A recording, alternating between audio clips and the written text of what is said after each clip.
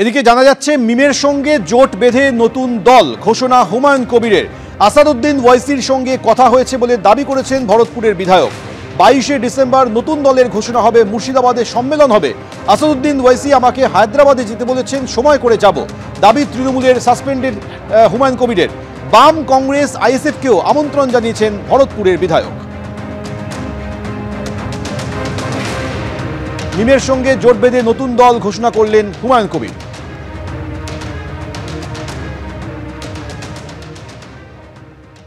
আমি একটা পলিটিক্যাল লোক, আমাকে তো দল করতেই হবে, যেহেতু তৃণমূল শুধু বাবরি মসজিদ করার জন্য আমাকে সাসপেন্ড করে দিয়েছে, আপনারা সবাই জানেন। কাজেই আমি আগামী 22 তারিখে আমার নতুন দল ওপেন হচ্ছে এবং সেই দল ওপেন হওয়ার পর আমি খুব শীঘ্রই দলের রাজ্য সম্মেলন করব এই মুর্শিদাবাদে। কোন দলে যোগ দিচ্ছে? নতুন দল, কোন দলে যোগ দেওয়ার প্রশ্নই নাই। আমার নামে আমি দলের ওয়েস্ট বেঙ্গলের চেয়ারম্যান। সেই ওয়েস্ট বেঙ্গল ব্যাপী যে দল হবে, 294টা সিটের মধ্যে 135টা সিটে আমি লড়াই করব। বাকি আমার সঙ্গে মিমের আসাদুল্লাহ ওয়াইসি সাহেবের সঙ্গে আমার জোট করব, গঠবন্ধন করব। আমি তার সঙ্গে কথা বলেছি, তিনি আমার সঙ্গে হায়দ্রাবাদে আমাকে আহ্বান করেছে। আমি সময় পেলেই হায়দ্রাবাদে যাব, 1 to 1 ওর সাথে বসবো এবং ওনাকেও আমি আমার দল গঠন হয়ে যাওয়ার পর আমার যে কর্মী সম্মেলন হবে, আমার যে রাজ্য সম্মেলন হবে এই মুর্শিদাবাদে, সেদিন ওয়াইসি সাহেবকে ইনভাইট করব গঠবন্ধন দলের। অর্থাৎ ওয়াইসি সাহেবের সঙ্গে আপনি বলছেন কালকে রাতে কথা হয়েছে? বললাম তো আপনাকে, কথা না হলে আপনাকে এমনি বলছি, ওয়াইসি সাহেব উদ্গীব হয়ে আছে হুমায়ুন কবিরের সঙ্গে 1 to 1 বসার জন্য। মিম তো ফাইনাল, এর সঙ্গে যদি আইএসএফও আসে আমি ওয়েলকাম জানাবো। যদি লেফট ফ্রন্টের নেতারাও বলে যে আমাদের সঙ্গে থাকবে, আমার কোনো আপত্তি নাই।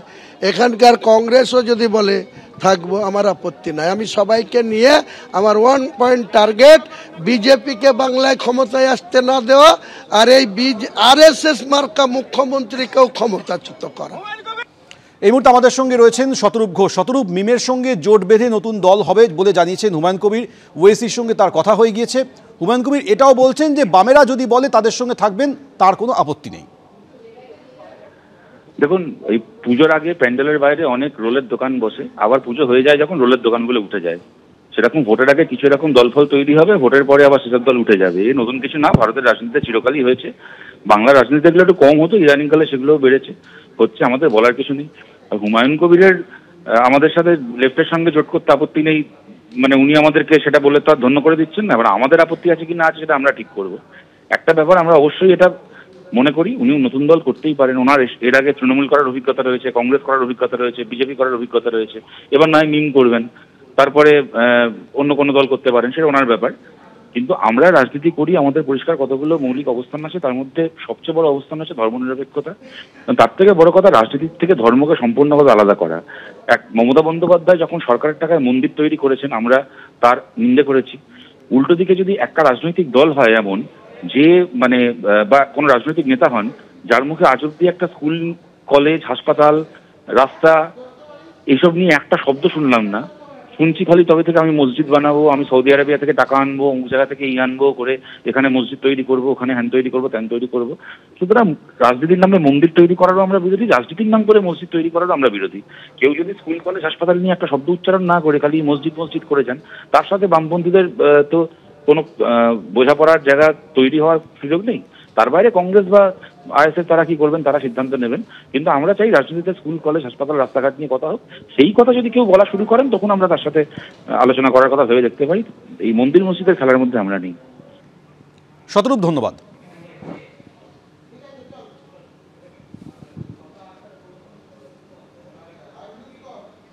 আর এবার শোনাবো হুমায়ুন কবির প্রসঙ্গে তৃণমূল কি বলছে। মমতা বন্দ্যোপাধ্যায়ের জন্য মুর্শিদাবাদের মানুষ রায় দিয়েছে, তার মধ্যে তিনিও জিতেছিলেন। তারপর উনি দাঁড়াবেন, সেটাকে ছেড়ে দেবেন, সেটা ওনার বিষয়। মাটির ঊর্ধ্বে কেউ হয় না। মিমের সঙ্গে উনি হাত মেলাবেন, এবং তার সঙ্গে উনি আমরা তো বলে দিলাম তিনি আমাদের পার্টি থেকে সাসপেন্ডেড, সুতরাং এরপরে তার চিন্তা ভাবনা তিনি কি করবেন, কি পরিকল্পনা করবেন, তার কোনো দায়িত্ব আমরা নিচ্ছি। গতকালই রেজিনগরের সভা থেকে বাবরি মসজিদের শিলান্যাস করেছেন হুমায়ুন কবির এবং আজকে তিনি প্রস্তাবিত স্থানে এলেন।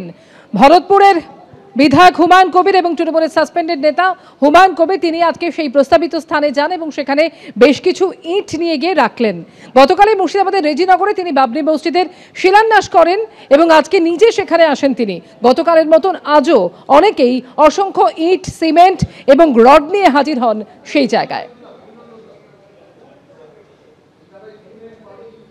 শনিবার দিন ভিত্তিপ্রস্তর স্থাপন এবং তার পরবর্তীকালে আজকে দেখা যাচ্ছে যেটা হচ্ছে রেজিনগর এবং বেলডাঙ্গার মাঝখানে ছেতিয়ানি যে জায়গায় হুমায়ুন কবির জানিয়েছেন যে বাবরি মসজিদ তৈরি হবে এবং এরপর থেকেই শনিবার থেকে দেখেছি আমরা যে কেউ হাতে একটা থেকে শুরু করে কেউ গাড়িতে করে করে কেউ ইট নিয়ে আসছেন, কেউ সিমেন্ট নিয়ে আসছে।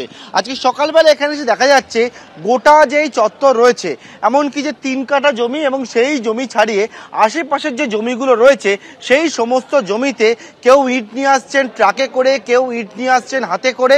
এইরকম ইট, সিমেন্ট, কাঁড়ি কাঁড়ি এখানে পড়ে রয়েছে, লোহার রড পড়ে রয়েছে এবং অনেকেই আসছেন এবং এই জায়গায় বাক্স নিয়ে আসা হয়েছে যেখানে কেউ তারা দান করছেন, অনেকে তারা জানাচ্ছেন দূর দূরান্ত থেকে আসছেন, অনেক একেবারে QR কোড এখানে লাগানো রয়েছে, এখানে কেউ দান করছেন এবং তারা বলছেন যে এখানে যেহেতু বাবরি মসজিদ হবে সেই বাবরি মসজিদের জন্য তারা দান করছেন। আজকেও দেখতে পাচ্ছি একবার জাতীয় সড়কের যে ধার সেই ধারে এই যে ছেতিয়ানি যে জায়গা রয়েছে সেই জায়গায় কিন্তু বহু মানুষ আসছেন এবং তারা কেউ সিমেন্ট নিয়ে আসছেন, কেউ ইট নিয়ে আসছেন, কেউ বা লোহার রড নিয়ে আসছেন, কেউ বা টাকা দান করছেন এই জায়গায়। অর্থাৎ হুমায়ুন কবির যে জায়গায় জানিয়েছিলেন যে বাবরি মসজিদ হবে শনিবার দিন ভিত্তিপ্রস্তর স্থাপনা এবং এই জায়গাতে আজকে হুমায়ুন কবির তিনিও নিজেও আসেন এবং নিজে হাতে কয়েকটি জায়গায় যে জায়গায় বাবরি মসজিদ হবে সেই জায়গায় ইট রাখেন এবং এখান থেকেও তিনি তার পরবর্তী যে পদক্ষেপগুলো রয়েছে, কর্মসূচি রয়েছে সেই বিষয়ে ঘোষণাও করেন। ক্যামেরায় সুবীর রাষ্ট্রীয় পার্থপ্রতিম ঘোষ, এবিপি আনন্দ, মুর্শিদাবাদ। ইট মসজিদ হবে সেই জন্য এসছি গাড়িতে, আজকে দেখার জন্য আমরা এখানে শরীক হওয়ার জন্য এসেছি। দান করলাম, যেটা পারলাম সেটা দিলাম, ইটি এসছি, আমাদের যেটুকু সামর্থ্য সেটুকু আমরা করলাম। আমরা চাই যে এটা অতি শীঘ্রই চালু হয়ে যায়। এবিপি আনন্দ, এগিয়ে থাকে, এগিয়ে রাখে।